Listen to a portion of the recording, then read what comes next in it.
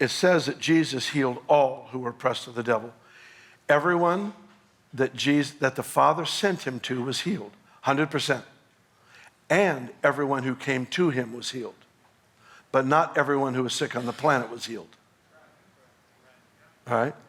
In Acts 3, we have Peter and John walking to the gate beautiful, and they see a lame man who's been there for years. The implication is he was there when Jesus walked the earth.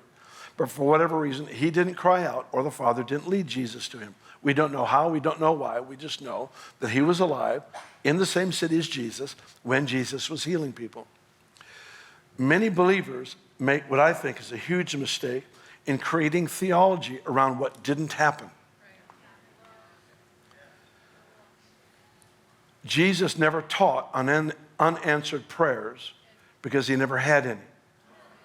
He didn't teach us how to navigate when people aren't healed because he didn't have that happen. You can only impart what you have.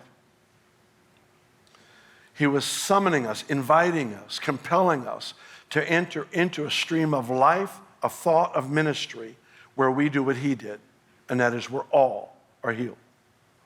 Now, I may never be good at this. I may stink at it my whole life. I just don't have the luxury of changing my assignment to what I do well.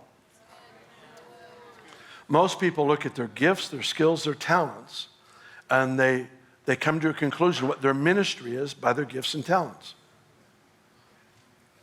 In other words, I'll define my ministry by what I'm good at.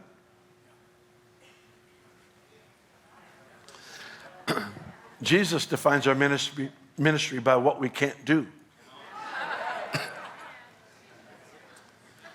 In Matthew 10, he said, heal the sick, raise the dead, cast out devils, cleanse lepers. He didn't say pray for the sick. He didn't say pray that they be raised from the dead. He didn't say that. He said raise them. Yeah, well, Bill, we're not healers. We pray for people and that's how they're healed. I get it. It's just not what he said. He said raise the dead.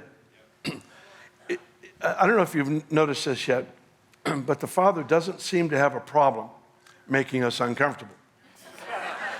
My comfort is not high on his priority list. I personally think he gives me commands that make me uncomfortable, so I'll need the comforter. Is that combination? Here, I'm gonna put you in way over your head. You'll have to learn how to pray now. I'm gonna give you an assignment that if you really believe and understand what this assignment is, you'll know it's impossible. That way you'll really learn to pray. It's the Lord who puts us in these situations that are actually impossible to do. How could you heal somebody? How could I? How could I raise anybody from the dead? And yet that is the express command. Why? Because in the command is the automatic implication you can only succeed through intimate, tender relationship with God.